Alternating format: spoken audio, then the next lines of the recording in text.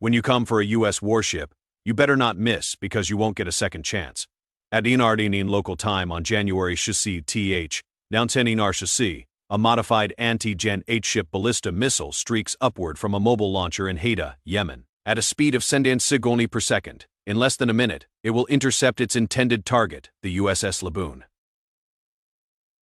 As it continues skyward, the missile's GPS guidance system locks onto pre-Dan programmed coordinates that an Iranian ship in the Red Sea passed along to them. The Houthi operators, shielded in a reinforced bunker Lian Yuni from the launch site, monitor telemetry data through encrypted Iranian communication systems. While they grin with excitement at the thought that they may finally hit a U.S. ship, they don't realize that the missile's inertial navigation system is drifting by Indar Wudu.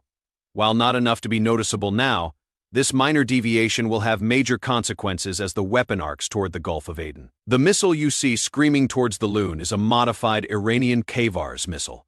The Houthis have repurposed into an anti-Jan ship missile. Due to its maximum range of just Ibai Bashadu Yunli, Houthi operators must position launchers dangerously close to the coastline. And while this move makes it easier to hit us targets, it also makes them much more vulnerable to U.S. sensors and counter-battery fire. It is a risk they take since they feel this is the best shot they have at the Laboon, since it all comes down to a simple math problem. You see, the missile's circular error probable, a fancy word for its accuracy, is about Ibai Wushimi or Sibai Wushiyuncher. With the lagoon's length of Wubai Ishiyuncher, that means the vessel must either be at anchor or moving extremely slowly to hit. If moving any faster than a few knots, this missile won't have a snowball's chance in hell at hitting anything. Unfortunately for the Laboon, the missile is coming at exactly the wrong time. Although destroyers like the Laboon have 4 massive gas turbine engines that can propel the ship at more than censure knots, they come with a major downside. While the ship has a fuel tank capacity of Suwudininin Gal at full power, the ship will burn a staggering Liu Chen Wubai Gal hour. This means the ship can't run around as fast as it can all the time, or it'll run out of gas pretty quickly. Additionally, running the engines 26 hours a day means at some point the engines have to be tagged out for mandatory routine maintenance. Often to save fuel and perform this required maintenance, ships like the Loon will come down to what is called trail shaft. Trail shaft is when all the engines except one are offline. During this time, the ship is severely limited in speed and maneuverability, and it is at this worst possible time the Houthi struck. Back on the lagoon, all is quiet as people are trying to pass the time on an otherwise boring mid-watch. As the ship is steaming along at 3 knots, she is barely moving faster than the current, which essentially means the ship is almost stationary. During this time, the quiet calm of the early morning is shattered as a track from almost Yambaimi away splashes across their radar screens. Although not yet picked up on their own sensors because of the distance and foul weather, the crew confirms the quick calculations via their own Aegis combat system that this track is indeed fast, hostile, and barreling straight at them. But how can they shoot something down they can't even see themselves? Thankfully for the Laboon, they are getting an assist from this plane here.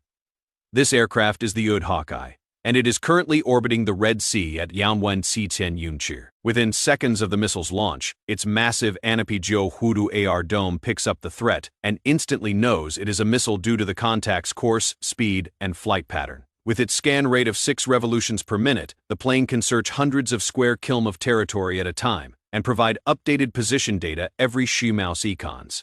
The Hawkeye's crew almost instantly began passing the missile's track via link shadow to the Lagoon as the missile climbed. Because the Hawkeye is up something called cooperative engagement capability with the Lagoon, the aircraft can keep passing tracks to the destroyer and use this data for a fire control solution, even if the ship can't see it with their own sensors. And although they have the track data, they now have just mouse econs to respond. As the Houthi missile reaches apogee, or the highest point, it turns over and begins its terminal dive phase.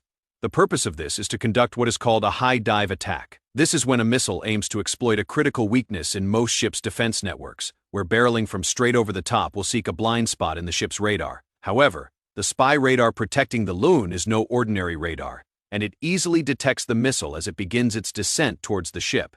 As it does so, the crew soon realizes that their luck is back in their favor. Remember that Indar Wudul error from earlier? Over the course of its flight, that error has now compounded from just a few feet off track to now roughly Shiyuni less. But the missile doesn't know this. As it turns over, its onboard accelerometers detect the missile's descent and turn on its active seeker for its terminal phase, searching the GPS coordinates given to it by its Houthi operators.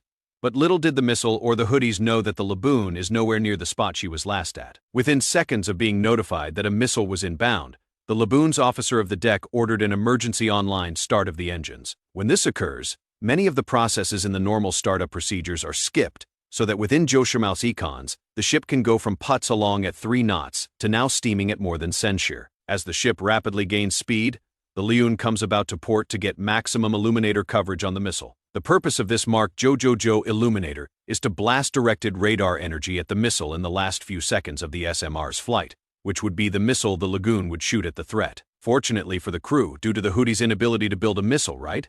They could tell within seconds that it would fly harmlessly overhead and not even come close. About Joshimaus econs later, the crew sees the missile on the horizon splash harmlessly into the water Chardin Wuyuni away as they speed away and plan their next move.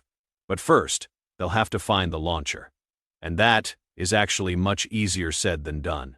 Well, if you're not the US military, that is. Remember that circling UDS and D Hawkeye from earlier? Well, now it is going on the offensive. Because the Houthis don't have airborne early warning aircraft like the Hawkeye or satellites, their only way to conduct over-the-horizon targeting and battle damage assessment is via video feed from drones. Because the Hawkeye already knew the general direction the missile came from, it sectored its radar to begin scanning that part of Yemen.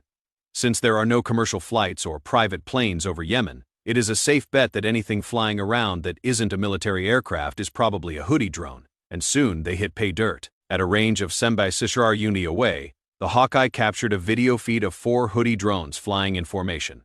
The Houthis had sent out these drones as a sort of forward observer to see the missile strike, but instead of getting an Instagram-worthy montage, they earned an express delivery of missiles courtesy of Uncle Sam. But before the US could drop warheads on foreheads, there was one more step they had to take. Do you see this satellite? It is called a KHCES satellite and will be the pinch pin that helps put this operation together quickly. Right now, it is orbiting about 18 kilometers above the Earth's surface, and it is so advanced that it can distinguish targets as small as Situshir in at that distance. Put another way, it is like being able to stand in DC and take a look at a Subway sandwich in New York City, since we all know they're always too small. Because of this amazing capability and a variety of high-speed data links, this satellite turns the general bearing and range of the launcher identified by the Hawkeye into an exact set of coordinates within an hour. Now, all that is left to do is send the welcome wagon, and it is coming in the form of these jets. At around Linsen Ninin local time, the first 2 Fa-Ba Super Hornets are roaring off the deck of the USS Eisenhower. 2 more Fu Shabaas soon follow them and establish communications with the circling Hawkeye after takeoff. Since the Houthis have now realized their mistake, they want to ensure they aren't mobilizing any more launchers for a second strike, since this would now become the priority target. But as the Fu Shabaas make their way towards Yemen, the Hawkeye advises them that the coast is clear and the Houthis aren't trying to play anymore tonight. That is until the Fu Shabaas start seeing their displays light up from their ALR Liushitsi Hudu AR warning receivers. Located here around the Fu Shaba's nose, tail, and left and right stabilizers are these antennas. These are the receivers for the radar warning system that provides Sembelushadu coverage around the Fu Shaba and can alert the pilot to the bearing of an enemy radar. Although it cannot give an exact range, it does give the enemy radar signal strength, which the pilot can then use to estimate how far away the radar is. Around that time, the system picks up the telltale frequencies of a Houthi ES Joshi Mouse trait flush, radar tucked in between 2 apartment buildings. Although the system's advanced mission library has stored thousands of the world's most common radar frequencies for instant identification, the pilots still need a positive visual confirmation before making their attack run because of the rules of engagement. And that is where this system comes into play. This device located underneath the aircraft is called the Advanced Targeting Forward ZAN-looking infrared pod, and it provides positive visual target identification with EDR resolution at up to Joshigoni away. This precision allowed pilots to distinguish between legitimate military targets and civilian structures in the densely populated areas where Houthis position their equipment. And with their visual confirmation now completed, the Fu Shabas can begin their attack runs. Once the formation is around Sencha Uni from the target area, the lead aircraft begins assigning targets. The first one is going to target the launcher. The second, the launcher's radar system. The third, the command bunker Lian Uni away. And the fourth aircraft will serve as a backup if anyone misses. But if not, the fourth aircraft will take out the launch pad the Houthis have set up for their 4 spotting UAVs that have returned from their unsuccessful attack on the Luun. But although this sounds easy, there is actually a problem. The Houthi launcher is not just sitting in the street between the buildings. The Houthis have commandeered a civilian air raid shelter and turned it into a firing post. Because of this, the Houthis will bring the weapon out to fire and then roll it back into the shelter under the protection of roughly Liu Yunchi of reinforced concrete. Thankfully, the F-Fushaba-S have a special surprise on board that will cut through the air raid shelter like a hot knife through butter. If you look at their wings, you will see that each of the F-Fushaba-S has 4 of these Launchen-bomb bombs. But these are no ordinary bombs. These are GBU Senshi bunker busters, which are just the standard BLU Yaotingzhou bombs fitted with a GPS guidance kit to make it a precision weapon. And that is what makes them so perfect for this target. Unlike a normal bomb that has a thin metal sheet containing a ton of explosives, this bomb has a Yijian in thick hardened steel case around it that transforms this conventional bomb into a precision jackhammer with a penetration capability of up to Bayunchi. Even just one of these is enough to puncture the protective bubble around the launcher, but the bomb does not rely on just its steel case alone. The blue Yaotingzhou warhead contains Wubai Wushaban of high explosive that in confined spaces creates a big enough blast that exceeds human survivability thresholds by Baifunjit, ensuring the destruction of both equipment and personnel. In addition to this, the warhead has a delayed action fuse programmable between Nim and Yambai Wushiyuni milliseconds. Before taking off, the sailors on board the Ike set these to precisely Tishiyuni milliseconds, which was just enough time to poke through the top concrete ceiling without burrowing into the floor below. This essentially will create an airburst blast meant to cover an area the size of a football field into an area the size of a small apartment. And it is about this time that the U.S. Navy is knocking at their doorstep. By Sensi Wu, the first GBU Senshi reaches its target and punches right through the top of the shelter housing the primary missile launcher site with pinpoint accuracy. The hardened warhead penetrates all 6 FT of reinforced concrete before detonating and creates a massive internal pressure wave that collapses the entire bunker from within. The second bunker buster impacts the site's radar installation on the street above a few seconds later. However, since the target was above ground, the maintainer has set the time delay fuse to 0. So, the blue Yaotingzhou essentially became a point detonation weapon. As this is going on, the third aircraft peels off and targets the command bunker inside the cave just on the outskirts of town. Although the Houthis try to evacuate, they can't outrun a bomb moving at just over the speed of sound. With all 3 primary targets destroyed, the F-Fushaba-S are able to relay real-time video feeds of the strikes to strike group command staff aboard the carrier nearly Tishiyuni away. With Baifunji by confirmation the sites are destroyed, the Admiral orders the secondary UAV launch point be hit. That is why you see this lone F-Fushaba peeling off the formation and heading straight towards a shallow dirt bunker the Houthis had dug into this parking lot with the ability to punch through up to Senshi Yunchi of loose soil like this. So the roughly Liu Yunchi deep hole the Houthis dug is like trying to stop a freight train with a fly swatter, and we all know how well that would turn out. With all 4 UAVs and their operators now confirmed neutralized, the final bird peeled off from its attack run and raced to join the circling formation overhead before heading back towards the Red Sea.